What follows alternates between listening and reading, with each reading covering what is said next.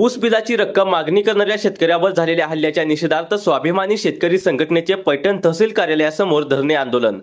आपण बघत आहात येवन CID न्यूज, आवाज जनतेचा। कांचनवाडी राहणार। आता नाव सांग। नाव काय तुमचं? माझं नाव आहे राहुल सोमनाथ कांबळे। माझी जमीन आहे ढाकेपळला। बरं। ऊस दिला होता संत एकनाथ कारखान्याला। अच्छा।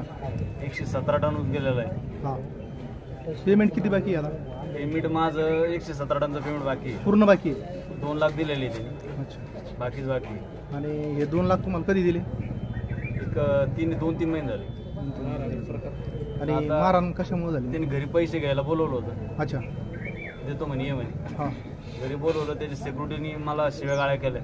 अच्छा। नंतर कॅबिन मध्ये बोलवलं। अच्छा। ते बसवलं बोलताना त्याचे भाऊन ते आले। हां। त्याने हाणमार चालू केली। अच्छा। मी मौली पाटील मुळे, स्वाभिमानी शेतकरी संघटना जिल्हा अध्यक्ष। आज आम्ही पैठण तालुक्यातील शेतकऱ्यांच्या समस्या घेऊन या प्रशासनासमोर बसलेलो आहोत। कारण वारंवार शेतकरी कारखानदाराकडे चक्रा मारून आज परेशान झालेली। शेतकऱ्यांनी कारखानदाराच्या घरी गेल्यानंतर शेतकऱ्याला मारहाण होती, कारखानदाराला पैसे मागितल्यानंतर शिवीगाळ होते। हे प्रथम महाराष्ट्रामध्ये पैठण तालुक्यात घडतंय।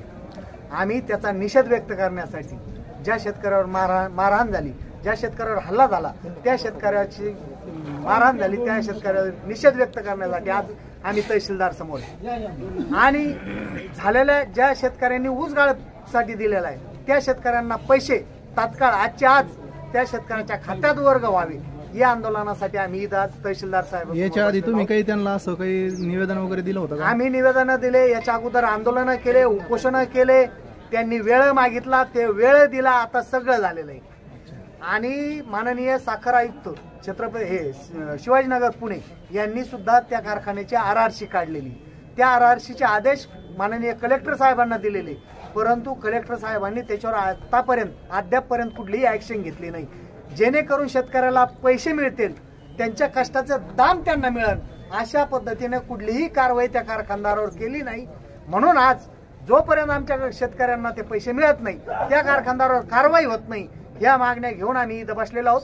त्या मागण्या पूर्ण होईपर्यंत हे आंदोलन असंच चालू राहील आणि जर लवकरात लवकर निर्णय घेतला नाही तर या आंदोलनाची दिशा आम्ही थोड्या वेळात बदलणार आहोत।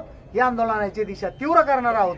त्या आंदोलनामध्ये होणारे परिणाम ते कारखानदार आणि प्रशासनाची जबाबदारी असेल, त्याचे परिणाम कारखानदाराला आणि प्रशासनाला भोगावे लागतील।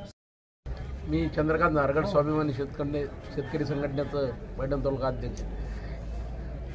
या ठिकाणी आज ही जी विदारक परिस्थिती पैठण तालुक्यात झाली, ही परिस्थितीला सत्ताधारी आणि कारखानदार हे सर्व जबाबदार आहे। बऱ्याच दिवसापासून म्हणजे गेले 4-5 महिन्यापासून ऊस गाळप झाल्यानंतर अद्यापही जर ऊसाचं पेमेंट भेटत नसेल तर कारखानदार। छत्रपती संभाजीनगर मारहाण झालेल्या शेतकऱ्यांना न्याय मिळणे व साखर कारखान्यांकडे थकीत असलेले ऊस बिले तात्काळ मिळवण्याकरिता शेतकऱ्यांनी आंदोलनाचे हत्यार उपसले असून राहुल सोमनाथ कांबळे राहणार कांचनवाडी यांची ढाकेपळ येथे जमीन आहे।